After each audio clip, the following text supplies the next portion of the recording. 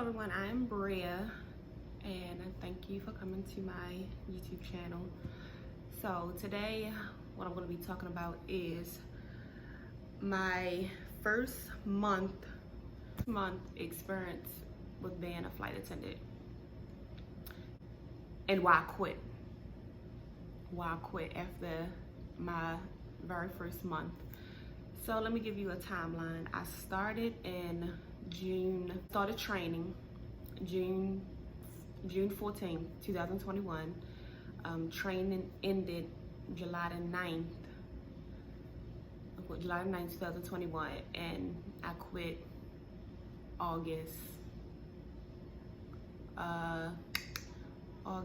24th, 2001. So I want to say a little over a month, because I took my OE July the 14th, and I believe I had 2 days. July the 14th and 15th I had my OE, which is operation experience, where you get to actually go on the plane and you show the trainer, you know, like all the things you've learned, and can you actually do it yourself without needing help. I started, and well, first, training wasn't bad. So my training was 4 weeks, and I worked for basically it was regional, so it wasn't mainline. So you know, main lines are basically like Delta, American, United. There, which you consider main lines. So the job itself isn't that bad, because even though training is short, my training was only 4 weeks. I do feel like they may have crammed a lot of things in there, but as you may know, it's a high demand right now for flight attendants, so that could be the reason. But I also heard that other airlines training are 7 weeks and 8 weeks. So I don't know if that's the case, that maybe they just need flight attendants right away. But so like I said, training wasn't that bad, and I passed my OE, like my first try. Some people have to do their OE second time and the third time, but I passed mine the first time. And I was based out of LaGuardia, which is in New York. That's probably one of the biggest airports ever. I'm just going to go and say that it's a very big airport. One of the biggest airports I've ever seen. I kind of live like in a small, I want to say small city, but our airport doesn't compare to how their airport is. Like I said, the job itself isn't bad, you know, because like I said, you're given training and everything like that. And the short experience I did have working with where I worked was I had a lot of great employees, which is other flight attendants who was there to help if I had any questions, if I wasn't, I guess, like reading the right page, anything like that. If I, you know, just anything like that. Everyone was just so helpful. I can honestly say that I'm very grateful to have had that experience with other flight attendants being so nice and so kind, and even the pilots, just very nice. I had like a good experience. But I think what I didn't like was everything around it. So since I didn't live in New York, that's where LaGuardia is based in New York. I had to find a crash pad. I had to learn to get around, because even though of course you have helpful, you know, co-workers, you're not working with the same people every day.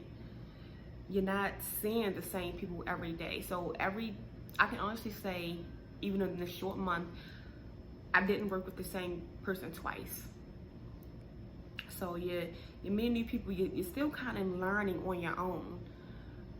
You're learning on your own, and you have to learn other things, like getting to work. Uber and Lyft is so expensive in New York. it's so expensive. I was only, and I'm just basing it off of where I live at and the area I live in and how I would travel. I do have a car, but I didn't want to bring my car to New York. I don't want to have to worry about finding parking and things like that. My car getting towed, so I didn't bring my car to New York at all.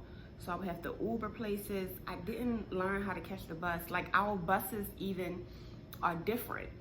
Our subways are different.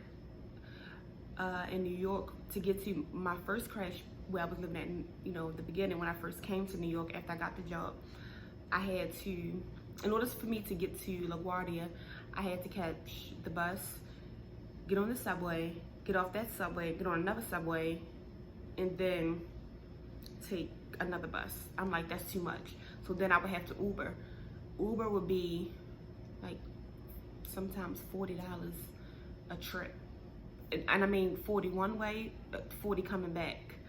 30 one way, 30 coming back. And some days you didn't always get like a 3-day trip. You would sometimes get called in for a 1-day trip where you would go in, work your flight, could be about 3 legs, and then you would come back, and then you would go back, you know, home or to your crash pad.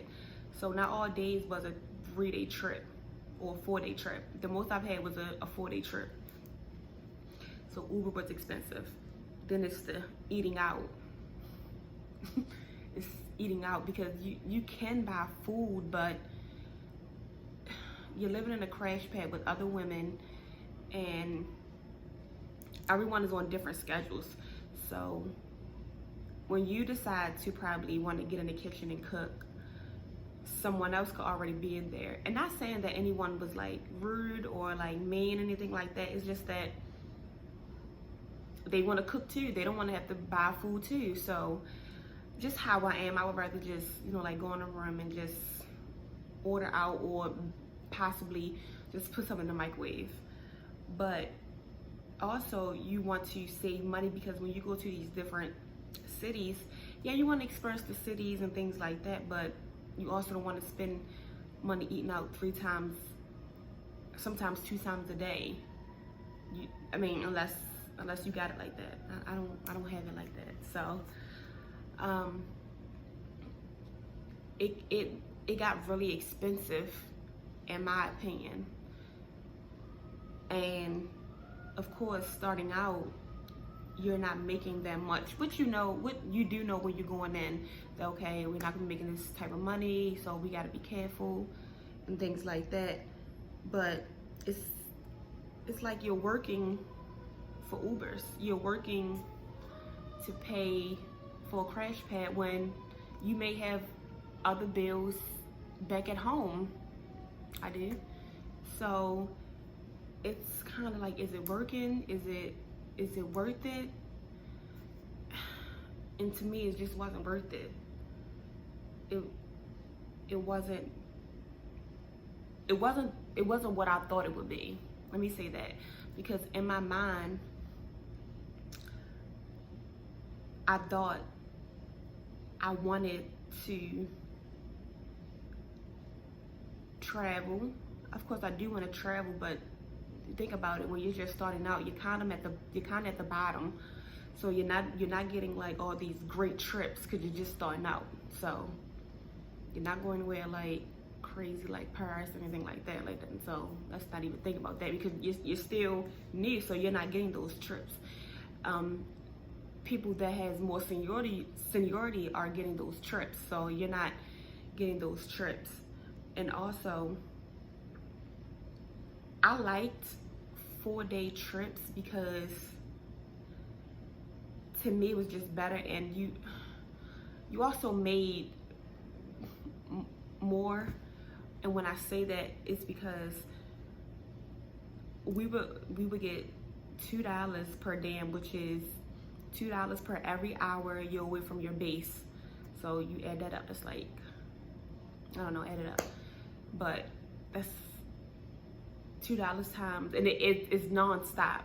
So it's basically 24 hours if you're away for 4 hours. So we're for 4 days from every hour you're away from your base. So, and like I said, you wouldn't always get those trips. You would sometimes get 1-day trips, 2-day trips, and then that's it. So it just didn't seem good for me to continue to do it. And like I said, I thought it was something that I wanted to do. I thought it was something that I wanted to travel. I thought it was something that I wanted to kind of get away in a sense. And when I say get away, I mean like get a break from your everyday life, the life that you're used to living every day. So I would want to get just like a little, the way how I would word it was, when I first decided to take this job, was I was at another job for 5 years, and I just felt like I was doing the same thing every day. I felt like I lived the same day every day. So with the flight attendant job, it's kind of like every day is not the same. You have different hours. You start different times. You end your day at different times. You end your day at different places with new people and different people every day. I thought that's what I wanted. I thought I didn't want a routine, but I actually realized that I do want a routine. I don't know, because I'm older now and I'm realizing that I do like a routine, but I don't like living with like 6 other women. And like I said, I didn't have any bad experience with it. You know, like everyone was friendly and things like that, but it's still different from being in your own space and your own, you know, you like your own place and everything like that, where you can just get up and go cook and not have to worry about, oh, is someone in the kitchen? Oh, she's in there, so let me just put something in the microwave, or let me just order something to eat and go back to my room. I realized that I didn't like that, and maybe I had to actually do it to see that that's not what I want, because if I never did it, then I would never know that's not what I like. So it's a different experience for everyone.